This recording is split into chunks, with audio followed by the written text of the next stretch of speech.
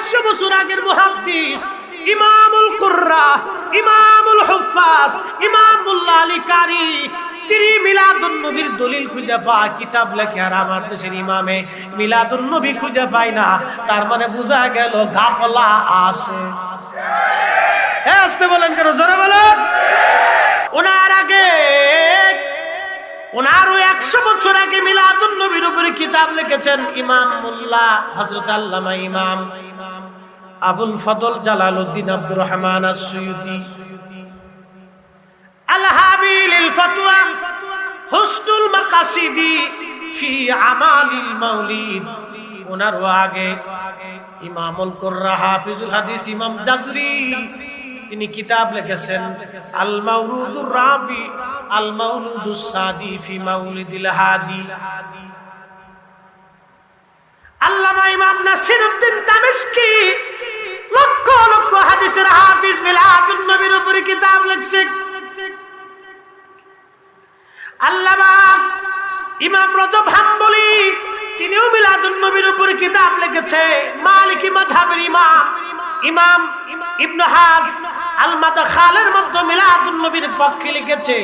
আল্লামা ইমাম ইবনে কাসির আল বিদায়া ওয়ান নিহার ভিতরে মিলাদুন নবীর প্রথম যিনি কিতাব লিখেছেন ইমাম ইবনে দাহিয়া আত-তানবীর ফি মাউলিদিল বাশিরিন নাযির, এই কিতাবের প্রশংসা ইমাম সুয়ুতি, ইমাম ইবনে কাসির করেছেন।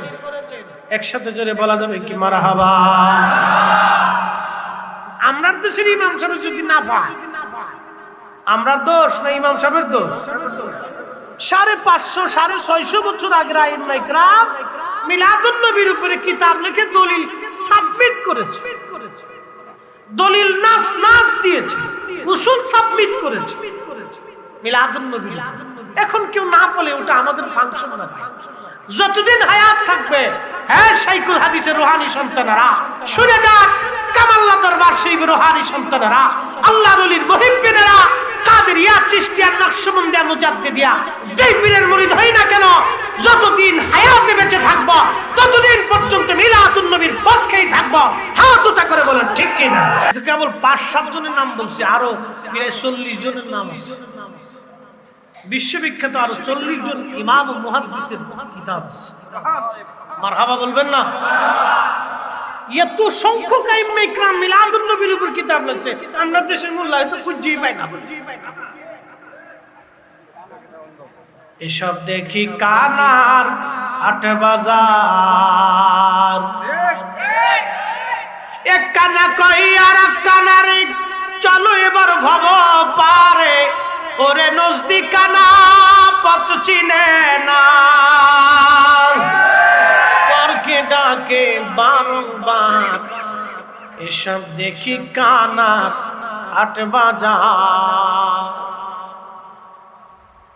কয়েকদিন আগে আরবের এক শায়েখ ওয়াজ করতেছে, আরাবিয়ান শায়েখ, সৌদি আরব। আল্লাহ হেদায়েত করুন। তারে প্রশ্ন করছে, নবীজি রওজা শরীফ জিয়ারতের উদ্দেশ্যে নিয়ত করে সফর করে আসার কোন সুযোগ বিধান ইসলাম কি বলে? উনি বলছেন শিরিক এবং হারাম। কি চিন্তা করছেন সে কোন জায়গা ফতোয়া দিছে? রাসূলের রওজা উম্মত জিয়ারত করবে। আরে মদিনার মসজিদে মানুষ নবীর জন্য যায়, আমরা রাসূলের জিয়ারতে নবীর কদমে দাঁড়িয়ে হাজিরা দেওয়ার জন্য মক্কা থেকে মদিনায় আমরা যাই। কথা বলেন ঠিক কিনা? ও শিরিক আর হারামের ফতোয়া দিচ্ছে। হেতামুল্লাহ সৌদি আরবে আছে, হেতামুল্লাহ দিয়ে এ জমিনে দিন কায়েম হয় নাই, এ জমিনে দিন কায়েম হয়েছে শাহজালালের মাধ্যমে, শাহপরানের মাধ্যমে, খানজাহান আলীর মাধ্যমে, কামরুদ্দিন রুমির মাধ্যমে, মুজাদ্দিদ আল ফিসানির মাধ্যমে, হযরত খাজা বাকি বিল্লাহর মাধ্যমে, হযরত কুতুবউদ্দিন কাকির মাধ্যমে, নিজামউদ্দিন আউলিয়ার মাধ্যমে, খাজা মাইনুদ্দিন চিস, আজমারি সঞ্জারি আউলিয়া কামের মাধ্যমে দিন পেয়েছি। তাদের দেওয়া দেখানো দিন চলবে। কথা বলেন ঠিক কি? আল্লাহু আকবার। ইয়া রাসূলুল্লাহ, আমরা আছি সেখানে, আমরা আছি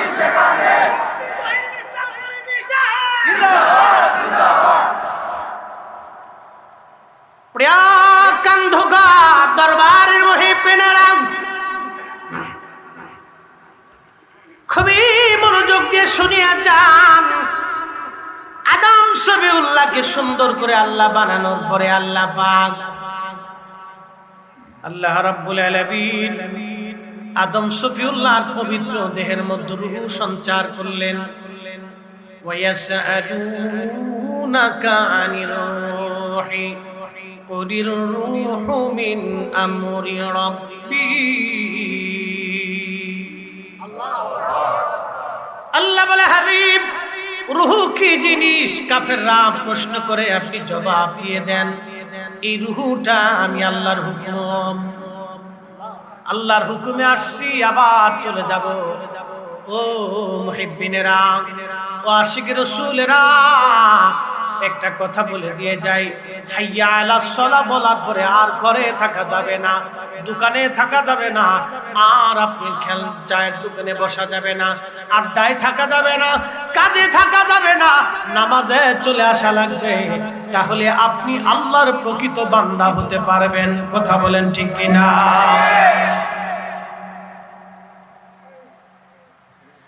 আদর করে আল্লাহ বানাইছে, আদর করে আল্লাহ বানাইছে। রুহু ফুকাই দেওয়ার পরে রুহু ফিরে আসে।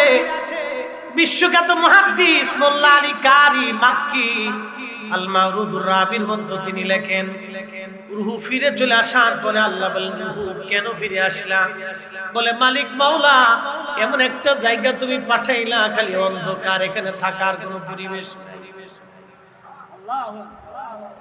আল্লাহ ডাক দিলেন, ও রুহু, থাকার ব্যবস্থা তোমার করতেছি। এমন সময় আমার মালিক, আমার মাওলা নূরে মুহাম্মাদি সাল্লাল্লাহু আলাইহি ওয়াসাল্লাম, আমার নবীর পবিত্র নূর মুবারক আদম সফিউল্লাহর পৃষ্ঠদেশে, আদম সফিউল্লাহর সুলবের ভিতরে আমার আল্লাহ পাক স্থাপন করে দেওয়ার সঙ্গে সঙ্গে পুরা দেহখানা নূরে নূরান্বিত হয়ে গেল। এজন্য আদমের নাম আবু মুহাম্মদ, মুহাম্মাদের বাবা। মারহাবা কর। মুহাম্মাদের কথা কর, মুহাম্মাদের জান্নাতি এ নামে পরিচয় হবে। হযরত আদম সফিউল্লাহ আবু মুহাম্মদ। দাড়ি থাকবে ঘন কালো, শুধু একজনের দাড়ি থাকবে, তিনি আমাদের আব্বাজান, আমাদের আব্বাজান আদম আলাইহিস সালাতু ওয়াস সালাম। তিনার পরিচয় হবে আবু মুহাম্মদ। জান্নাতের ভিতর রন্দে রন্দে তাকে চিনবে আবু মুহাম্মদ বলে। মুহাম্মাদের বাবা, মুহাম্মাদের বাবা। নূরে মুহাম্মাদি দেওয়ার পরে আল্লাহ রূহ ফুকাই দিলেন। তাহলে রূহ আগে না নূর আগে? কথা কর না, রূহ আগে না নূর আগে? নূরে মুহাম্মাদি আগে, রূহ গেল পরে। এজন্য পৃথিবীতে যারা নবীর গোলামি করবে, নবীর পক্ষে যারা থাকবে, তারা ওই প্রকৃত ঈমানের স্বাদ তাদের অন্তরে আসবে। সারা জীবন মনে রাখবে,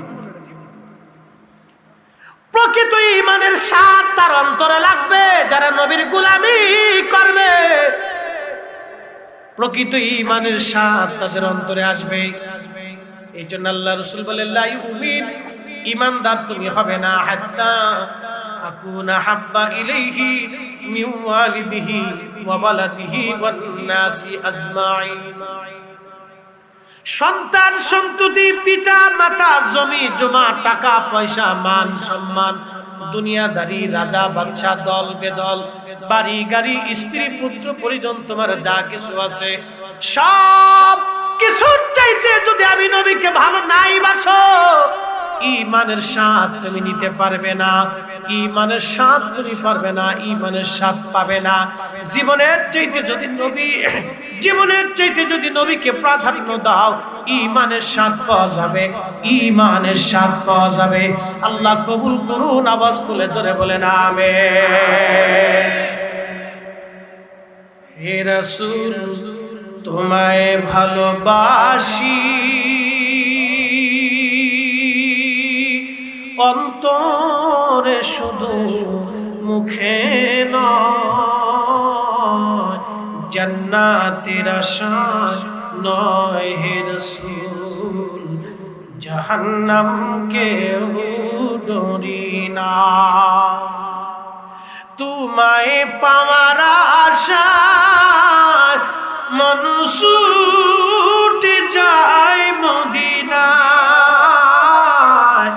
তোমায় পাওয়ার আশায় মন ছুটে যায় মদিনায়, এ আশিকে দিদার দাও না আর দূরে থাকিও না, এ আশিকে দিদার দাও না আর দূরে থাকিও না। হে রাসূল তোমায় ভালোবাসি, অন্তরে শুধু মুখে নয়, জান্নাতের আশায় নয় হে রাসূল, জাহান্নামকে ডরি না।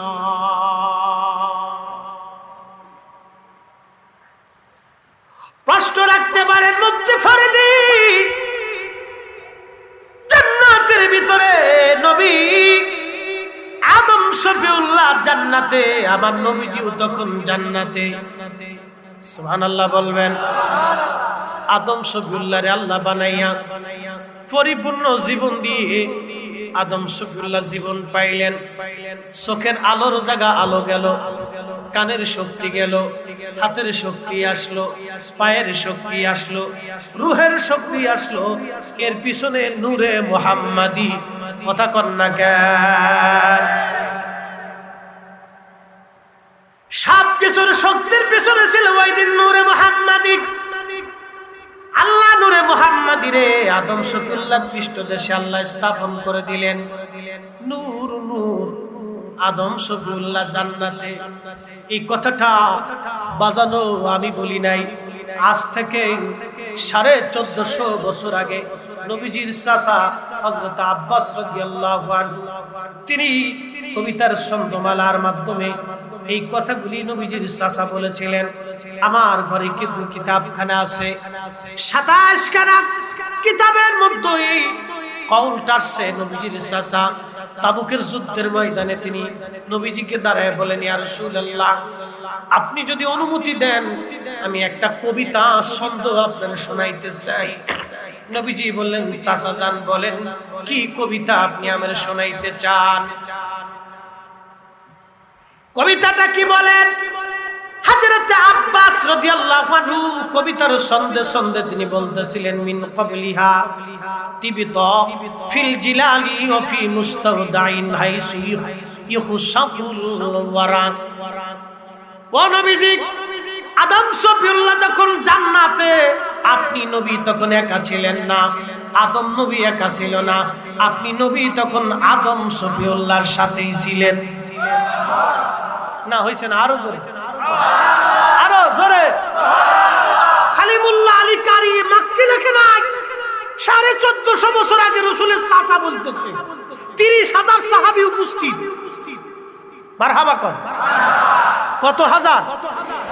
আমরা কয় হাজার? 30,000 সাহাবী তাবুকের যুদ্ধের ময়দানে 30,000 সাহাবী সামনে নিয়া চাচা বলতেছে, নবী গো অনুমতি দিলে ভাতিজার প্রশংসা করব। বলে, বলেন চাচা কি কবিতা গাবেন? আমাদের দেশের ছেলেরা মাঝে মধ্যে নবীর নাত গায় না? গায়নি? গায়, গাইলে ভালো, অনেক ভালো, সুন্নতে সাহাবা। কারো অন্তরে যদি নাতি রাসূল ভালো না লাগে, বুঝবেন এর অন্তরে শয়তান বইছে। ও আজাজিলের খালাতো ভাই, ইয়াজিদের চাচা। বলে, হুজুর এইটা কইলেন কেন? কারণ আমাদের দেশে আবার ইয়াজিদের কিছু প্রশংসার লোক আছে, ইয়াজিদ রহমাতুল্লাহ, ওই ইয়াজিদের খালাতো ভাই লাগা। ইয়াজিদে ভালো মানুষ বানাইছে কি চমৎকার! শয়তান চিন্তা করতে পারছে। শয়তানে হাসার কয়, ভাই তোর মতো খলিফা যতদিন দুনিয়াতে আছে আমার আর চিন্তার কারণ নাই, তুই দারুণ সাইজ করে দিতিস, যা চালাই দি, তোর খেলাফত দিয়ে গেলাম আমি চাই। বুঝবেন কেউ যদি ইয়াজিদের প্রশংসা করে বর্তমানে, তাহলে বুঝবেন ওই হলো ইয়াজিদের অরিজিনাল বর্তমান 1 নম্বর দালাল। ওর পিছনে নামাজ পড়ার শয়তানের পিছনে নামাজ পড়ার মধ্যে কোনো তফাৎ নাই, কোনো তফাৎ নাই। আল্লাহু আকবার, কসম খোদা কোনো তফাৎ নাই। ও আজাদিলের ভাই, ওর পিছনে নামাজ পড়বেন না। কি পড়বেন না? নামাজ পড়বেন না। শক্তি থাকলে জুতা দিয়ে বাইরে মসজিদ থেকে খেদাই দিবে। একবার ওপেন বলে দিয়ে গেলাম, গোপন নাই, ওপেন।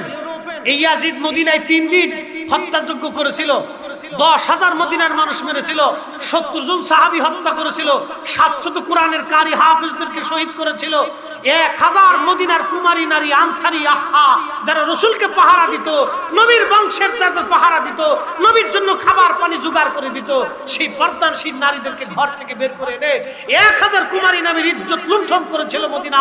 আল্লাহু আকবার, তাদের কান্না আকার ভারী হয়েছিল। লা হাওলা ওয়ালা কুওয়াতা ইল্লা বিল্লাহ। এই ইয়াজিদের প্রশংসা যারা করবে, ওই মসজিদের ইমামকে জুতা দিয়ে পিটিয়ে মসজিদ থেকে বের করতে হবে।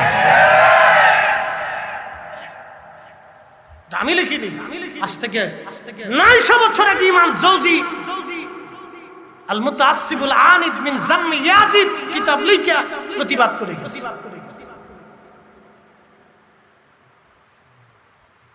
আজাজিল কথা কল্পনা করতে পারবো না। আচ্ছা, আপনাদেরকে একটা প্রশ্ন করি, এখন যদি ন্যাটো আমেরিকা যদি বলে আমরা মদিনা আক্রমণ করে 3 দিনে দখল করব, আপনারা বসে থাকবেন?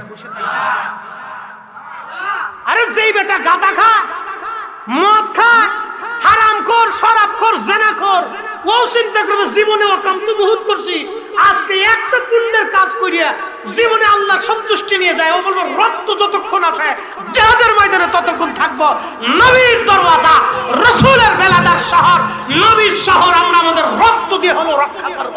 কথা বলেন ঠিক কিনা? হাত উঁচু করে বলেন ঠিক কিনা? সেই ইয়াজিদ মদিনার নবীর শহর আক্রমণ করে 3 দিন হত্যাযজ্ঞ করেছে।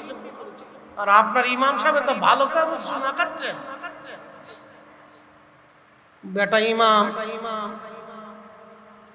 ওগুলো দেখার টাইম আছে? আশ্চর্য, কত শয়তান দেশে বেরিয়েছে আল্লাহই জানে, কত ইমাম চোরের গুণ বেরিয়েছে। সচ্চে মুসলমান তারা নামে মুসলমান, ইমানদারের ইমান নিয়ে করছে যারা খেলা, ওরাই তো আসলে ইয়াজিদেরই চেলা।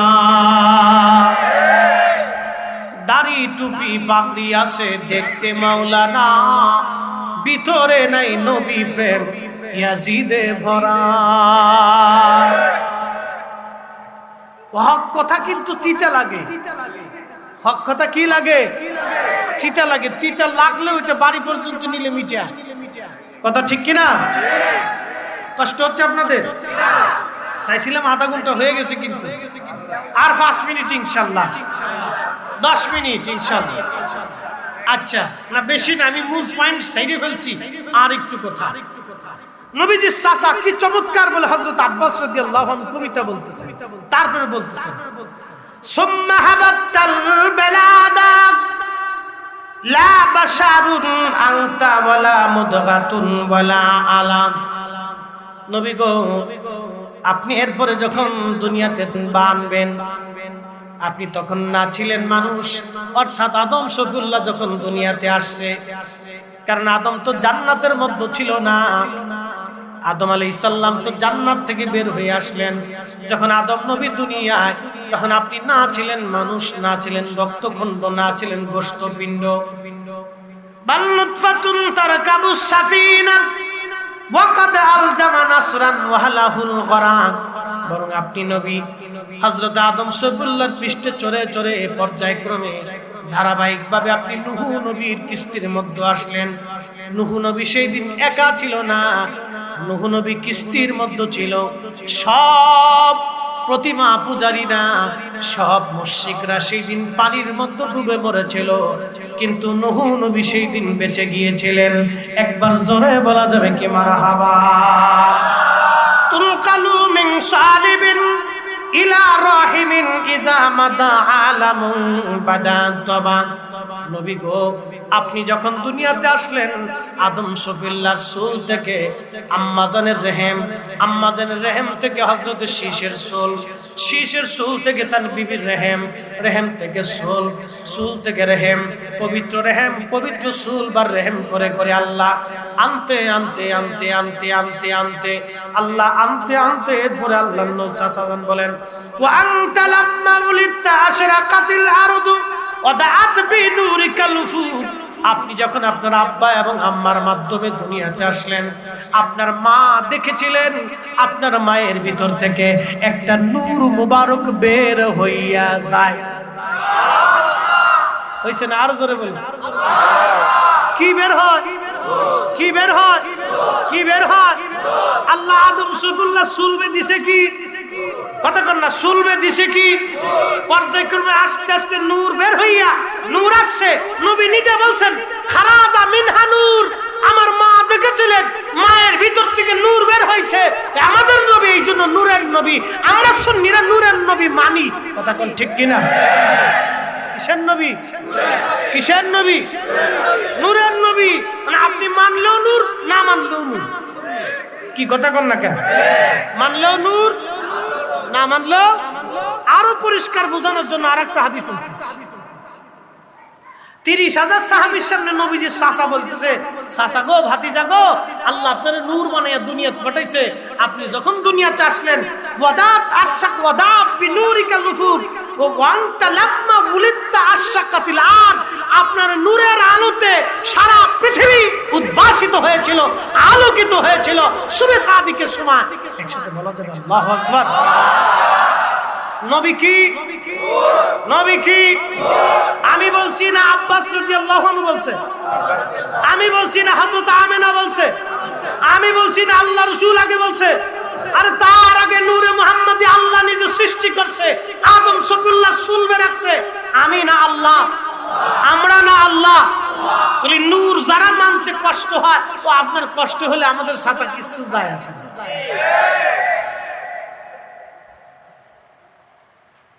বুঝে যাবে, আরেকটু বুঝে। হ্যাঁ, দালাইলুন নবুওয়াত বাইহাকির বিশুদ্ধ হাদিস।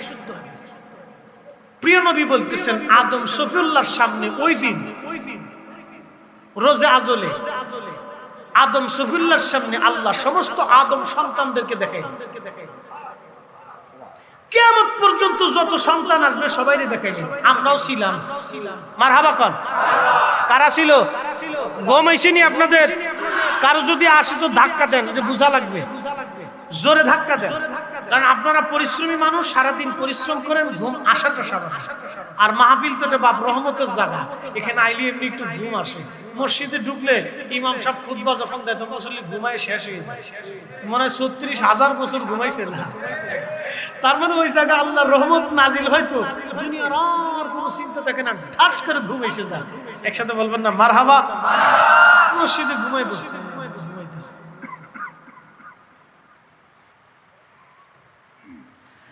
হযরতে আদম শফিউল্লাহকে দেখাইলেন।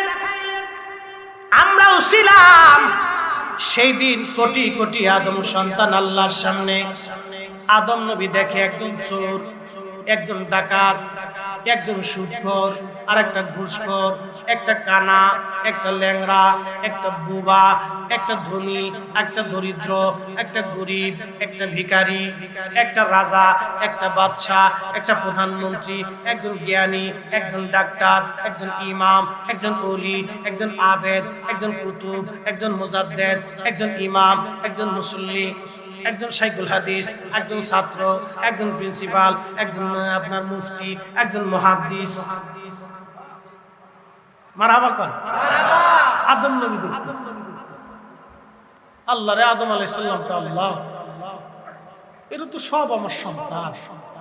সন্তানের প্রতি বাবার তো অনেক বড় মায়া। আল্লাহ আল্লাহ তুমি এইভাবে বৈষম্য না দিয়ে একবার সমান দিয়ে, ধনী গরিব করার দরকার নাই, কালা ধলা করার দরকার নাই, ল্যাংড়া কানা বুবা করা এগুলির দরকার নেই। সব ইমানদার বানাই দাও আর সব ধনী বানাই দাও। সব এক লেভেল করে দাও। আল্লাহ বলেন আদম রে তা হবে না, আমি তোমার সন্তানদেরকে পরীক্ষা করার জন্য দুনিয়াতে পাঠাইতেছি। কে আমি আল্লাহর গোলামি করবে, কে আমার রাসূলের গোলামি করবে, এটা দেখার জন্য পাঠাইতেছি। যা ওইভাবে হবে না, আমি যেইভাবে পাঠাবো ওইভাবেই হবে। ক্বালা ইন্নী আ'লামু মা লা তা'লামুন, আমি যা জানি তোমরা যা জানো না, আমি আল্লাহ ওদেরকে পরীক্ষা করার জন্য পাঠাইতেছি। এজন্য দুনিয়ার ভিতরে আল্লাহ নবীর গোলামি যারা করে এরা হলো পাস করে। আপনার টাকা পয়সা, চেহারা, সৌন্দর্য, ধনী দরিদ্র, ওই পয়সা করি, এলেম কালাম, ডাক্তার, এই প্রধানমন্ত্রী, রাষ্ট্রপতি, এই কোনো কিছু দিয়ে আল্লাহর ময়দানে হাসরের মাঠে নাজাতের রাস্তা নাই। নাজাত পাইতে হলে নবীর কদমের গোলামি করে যেতেই হবে, যেতেই হবে, যেতেই হবে। কথা বলেন ঠিক কিনা? নবীর কদমের গোলাম হয়ে যেতেই হবে, ভিন্ন কোনো রাস্তা নাই। আল্লাহ রাখেন। এই সময় নবী বলতেছেন, শোনো, ফারআনি নূরান সাতিআন ফি আসফালিহি। আদম আলাইহিস সালাম দেখলেন, আমি নবীকে সেই সময় উজ্জ্বল নূর ওয়ালা হিসেবে দেখি। কি ওয়ালা? জোরে কান, কি ওয়ালা? নূর ওয়ালা। ইয়া রাব মান হাদা? আদম নবী জিজ্ঞেস করলেন, হে রব, এই নূরওয়ালাকে? আল্লাহ পাক বলেন, হাদা ইবনুকা আহমদ, ইনি তোমার সন্তান মুহাম্মাদুর রাসূলুল্লাহ সাল্লাল্লাহু আলাইহি ওয়াসাল্লাম। একবার জোরে বলা যাবে কি মারহাবা? আল্লাহ বলেন, তোমার ছেলে, তোমার সন্তান মুহাম্মদ। আদম নবীকে আল্লাহ বলতেছেন তোমার সন্তান। তার মানে আদমকে আমাদের সাথে পরিচয় করার আগে নবীর ব্যাপারে আল্লাহ নিজে বলছেন তোমার সন্তান। এজন্য জান্নাতের ভিতরে আদমের পরিচয় হবে আবু মুহাম্মদ, মুহাম্মাদের বাবা। একসাথে বলবেন না মারহাবা? মুহাম্মাদের, কারণ ওই সময় আল্লাহ প্রথম পরিচয় করেছে ইবনুকা আহমদ, তোমার ছেলে মুহাম্মদ হবে। শোনো আদম, হুয়াল আউয়াল, সৃষ্টিতে তিনি প্রথম, ওয়া হুয়াল আউয়াল ওয়াল আখির, এবং নবী হিসেবে শেষ নবী, ওয়া হুয়া আউয়ালুশ শাফি। কিয়ামতের ময়দানে আমার কাছে ইনি সর্বপ্রথম সুপারিশ করতে বলা। ইনার আগে কেউ সুপারিশ করতে পারবে না, ইনার পরে আর কেউ নবী হবে না, আর ইনার আগে কেউ সৃষ্টি হয় নাই, ইনার আগে আমাকে আল্লাহ বলে কেউ স্বীকারও করে নাই। ইনি প্রথম নবী, ইনি শেষ নবী, ইনি প্রথম সৃষ্টি। একসাথে বলা যাবে মারহাবা? আমি বলছি না আল্লাহ বলছে? আল্লাহ বলছে, আমি বলি না। আদম, ইনি তোমার সন্তান, ওয়াল আউয়াল, সৃষ্টিতে প্রথম, নবী হিসেবেও প্রথম, মানব হিসেবেও প্রথম, কালেমা পড়া হিসেবেও প্রথম। আমি আল্লাহকে এ নবীর আগে কেউ আল্লাহ বলে ডাক দেয়নি। আদম পরিচয় দিলাম, ইনি তোমার সন্তান। ফারআনি নূরান সাতিআন ফি আসফারিহি। আদম বলে, আল্লাহ এত সুন্দর নূরওয়ালাকে তো চিনলাম না। আল্লাহ বলেন, হাদা ইবনুকা আহমদ, ইনি তোমার সন্তান মুহাম্মদ। তার মানে বোঝা গেল বাবারে আল্লাহ মাটি দিয়ে বানাইছে, কিন্তু সন্তান যে আল্লাহ নূরওয়ালা করছে। বাবা মাটিওয়ালা, সন্তান নূরওয়ালা, বাবা মাটিওয়ালা, ছেলে নূরওয়ালা। কি কথা কন না কেন? কি বাবা কিওয়ালা? একসাথে বলেন, বাবা কিওয়ালা, ছেলে কিওয়ালা, বাবা কিওয়ালা, ছেলে কিওয়ালা। একসাথে বলবেন না মারহাবা? নবী নূরওয়ালা। এখন আপনি মানলেও নূর, না মানলেও নূর, মানলেও নূর, না মানলেও নূর। রাসূল নিজে বলছেন, ফারআনি নূরান সাতিআন। যখন আমি নূর ছিলাম তখন আমার আব্বা মাটির তৈরি মানব আদম ছিল, পরিপূর্ণ আদম। ওই সেকেমে আল্লাহ আমাকে ঢুকাইছেন। ওই সেকেম হইয়া নবীজির চাচা আব্বাস বলতেছেন, তুনকালু মিন রাহিমিন ইলা সালিবিন রাহিমিন ইযা মাদা আলামুন বাদা তবা। আপনাকে রহিম করে সুলভ করে রহিম, পর্যায় ক্রমে পবিত্র রহিম আর সুলভ করে আল্লাহ যুগের পর যুগ আবর্তন বিবর্তন করাইয়া আব্দুল্লাহ এবং আমেনার মাধ্যমে আল্লাহ যখন আমেনার থেকে আপনাকে বের করে নিয়ে আসলো, তখন আমেনা দেখতেছে খারাজা মিনহা নূর, ওই আমেনার ভিতর থেকে একটা নূর বের হয়ে গেল। ওই নূরের আলোতে অন্ধকার সুবে সাদিকের সময় কুসুরুস শাম, শামের রাজপ্রাসাদ একবারে পরিষ্কার দেখা যাইতেছিল। একবার জোরে বলা যাবে আল্লাহু আকবার। নবী কি বলা, কি বলা, কি বলা, আদম সফিউল্লাহ কি বলা, বাবা মাটিওয়ালা, ছেলে কি বলা, আল্লাহ আনতে পারেনি। পাওয়ারটার মনে দুর্বল। আমরা দেশের ওই যারা মানে না এদের কাছে মানে আল্লাহর জিগেন লাগছে,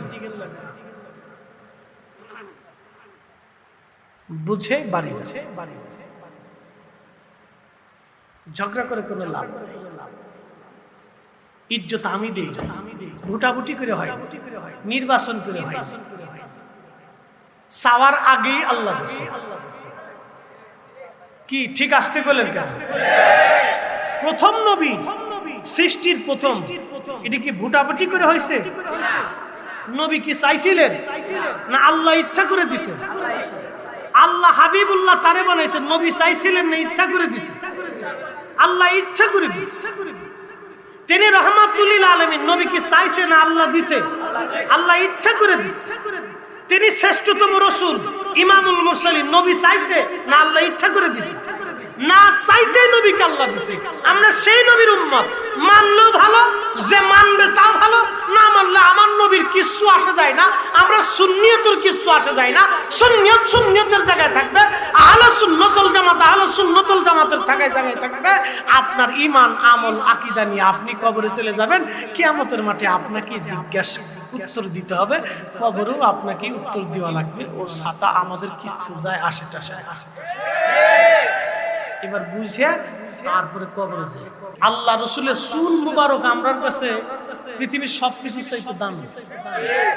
কি কথা খারাপ বলছি? নবীজি চুল মুবারক না ঘাম মুবারক, তার উপরে দেয় পেশাব মুবারক। রাসূল কারীমের পেশাব মুবারক যদি পাইতাম তো পৃথিবীর সব ধন সম্পদের চাইতে ওই পেশাব মুবারক আমাদের কাছে বেশি দামি। কথা কোন ঠিক কিনা? যার পেশাবকে আমরা এত পরিমাণে দামি বলি, তাকে কি পরিমাণে দামি মনে করতে পারি? আল্লাহ দিছে, আমরা দেই না। কথা কোন ঠিক কিনা? আল্লাহ নিজে দিছে। সহিহ মুসলিমের ভিতরে একটা হাদিস আছে, এক সাহাবী নবীর জন্য ইয়ামান থেকে একটা চাদর আনছে। চাদর এনে আল্লাহর হাবিবের সামনে উপস্থাপন করে বলেন, হুজুর আমি আপনার জন্য ইয়ামান থেকে চাদর আনছি। আল্লাহর হাবিব চাদরটা নিলেন, গায়ে লাগাই।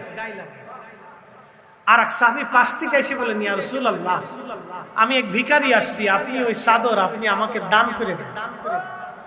মারহাবা কর। তো আল্লাহ রাসূল তো দানশীল ছিলেন, চাদরটা খুলে সাহাবীকে দিয়ে দেন। অন্যান্য সাহাবীরা খুব রাগান্বিত হয়ে গেছে। তুমি জানো না আল্লাহর হাবিবের চাদরটা খুব দরকার? তুমি এটাও জানো যে নবীর কাছে চাইলেই দিয়ে দিবে, তুমি কেন চাইলাম? অন্যান্য সাহাবীরা তো মধুর মাসির মতো ধরছে, আজকে মারবি, তুমি রাসূলকে কষ্ট দিছো। সাহাবী কান্নাকাটি কইরা আল্লাহ রাসূলের দরবারের সামনে এসে কাঁদতেছে। তো নবী জিজ্ঞেস করলেন, কাঁদো কেন? বলি, ইয়া রাসূলুল্লাহ ওই চাদরটা নিছি আমি আপনাকে ব্যথা দেওয়ার জন্য। হুজুর আমাকে মাফ করে দেন, ওই চাদর মোবারকটা নিছি আমার জীবনের একটা ইচ্ছা, যে চাদরটা রাসূলুল্লাহর গায়ে লাগলো আমার মাটি দেওয়ার সময় ওই চাদরটা দিয়ে যেন আমার কাফনের কাপড় পরাই দেয়। কি বুঝলেন? হ্যাঁ, সাহাবীরা 1 টাকা দান করছে আর আপনার উহুদ পরিমাণে টাকা দান করার সমান। সাহাবীরা 1 রাকাত নামাজ পড়ছে আর আপনার সারা জীবনের নামাজও এক পাল্লা দিলে হবে না। একজন সাহাবী 1 রাকাত নামাজ রাসূলুল্লাহর পিছনে পড়ছেন, আর সাহাবী ব্যতীত সব উম্মতের নামাজ যদি এক পাল্লায় দেন, নবীর পিছনের 1 রাকাত নামাজের সমানের ওজন সমান হবে না। কি কথা কন না কে, ঠিক কি না? এই নামাজটাও দাম হইছে নবীর কারণে। কি কথা কন না কে? ওই নামাজটা দাম হইছে কার কারণে? নবীর কারণে। নবীর সাথে নামাজ পড়ার কারণে ওই 1 রাকাত নামাজের দাম কত চিন্তা করুন। আল্লাহু আকবার। সাহাবী বলতেছে, হুজুর আমি এই চাদরটা দিয়ে আমার কবরে কাফনের কাপড় বানাবো। একজন সাহাবী রাসূলের চাদর নিয়ে কাফনের কাপড় বানাইতে চায়, তাহলে তাদের কাছে কাপড়ের দাম কত ছিল? কাপড়ের দাম যদি এত হয় তো স্বয়ং রাসূলের দাম একসাথে বলা যাবে না আল্লাহু আকবার? যে যাই বলুক, আহলে সুন্নাত ওয়াল জামাতের দরজা থেকে আমরা ছাড়বো না, যাব না, এই পতাকা ছাড়বো না, দাঁত দিয়ে কামড় দিয়ে ধরে রাখবো। কথা বলেন ঠিক কিনা? আল্লাহ প্রত্যেকের কবুল করুন, বলেন আমিন। আদম শফিউল্লাহ জান্নাতি সব ফেরেশতাদেরকে আল্লাহ বলেন উসজুদু লি আদম। ফেরেশতারা রে, তোমরা আদমের দিকে সেজদা দাও। সব ফেরেশতারা আদম শফিউল্লাহর দিকে তাকায় সেজদা দিল, কিন্তু আজাজিল ফেল খাইছে। দেখেন 9 লক্ষ বছরের ইবাদত, মুআল্লিমুল মালায়েকা, এক মুহূর্তের মধ্যে তার শেষ কেমনে হয়?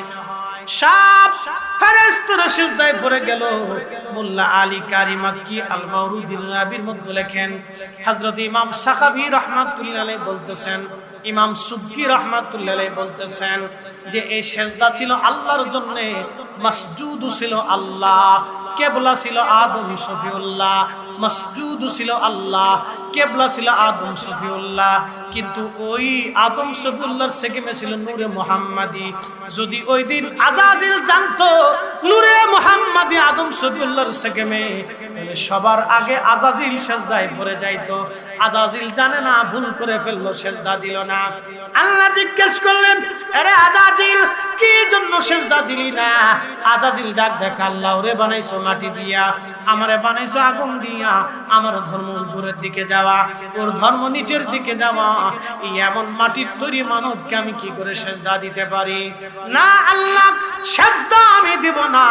আল্লাহ বলেন, আজাজিল আমি আল্লাহ পবিত্র, আমার জায়গা পাক, আমি আল্লাহ পাক, আমি আল্লাহ পবিত্রটাকে ভালোবাসি, তুই অহংকার করলি, তোর দিলটা নষ্ট করে ফেললি। অহংকারী জায়গা আমি আল্লাহর দরজায় হবে না। এই জন্য টাকার অহংকার করা যাবে না, ক্ষমতার অহংকার করা যাবে না, সম্পদের অহংকার করা যাবে না, জনপ্রিয়তার অহংকার করা যাবে না, এলেমের অহংকার করা যাবে না, ধনের অহংকার করা যাবে না, সন্তানের অহংকার করা যাবে না, জায়গা জমির অহংকার করা যাবে না। মানব হিসেবে আমাদের কোনো অহংকার নাই, আমলের অহংকার করা যাবে না, এলেমের গৌরব করা যাবে না। আমরা মানুষ, আমাদের কোনো অহংকার নাই। অহংকার একমাত্র আল্লাহর। অহংকার কার? আদম শফিউল্লাহ অহংকার করলো, আল্লাহর সাথে তর্ক করলো। আল্লাহ রাব্বুল আলামিন বলেন, দূর হয়ে যা, বিতাড়িত হয়ে যা, আমি আল্লাহর দরজায় আর তোর কোনো জায়গা নাই। তার মানে আজাজিল যা করলো আমাদের উল্টা তাই করা লাগবে। আজাজিল অহংকার করলো, সেজদা দিল না, আমাদেরকে সেজদা দেওয়া লাগবে, আর আল্লাহর দরবারে মাপ চাইতে হবে। আমরা যখন সেজদা দিব, আল্লাহর দরবারে মাপ চাবো, আমার আল্লাহ আমাদের জীবনের গুনাহগুলি তখন মাফ করে দিবে। কি কথা কোন ঠিক কিনা? মসজিদে নামাজ পড়ার জন্য যখন ঢুকেন, ওয়াজ শেষ, আর বাড়াবো না, রাত বেশি কষ্ট হবে।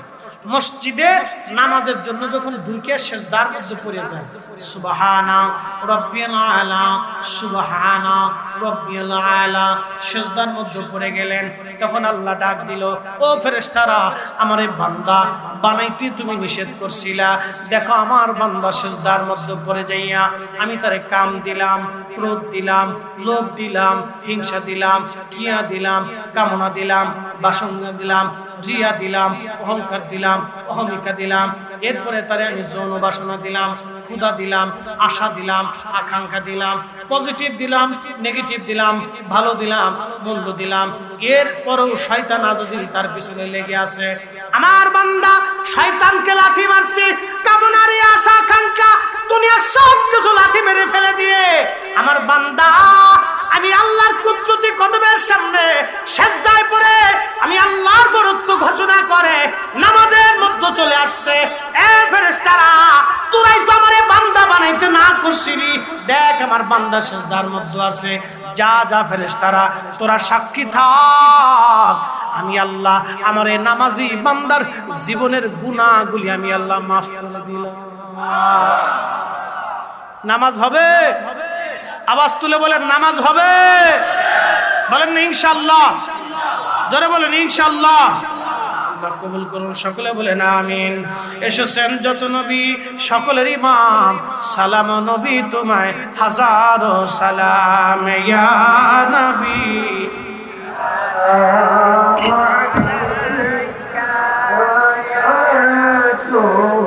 সালাম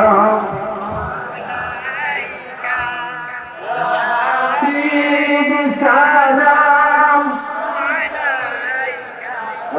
সালাওয়াতুল্লাহ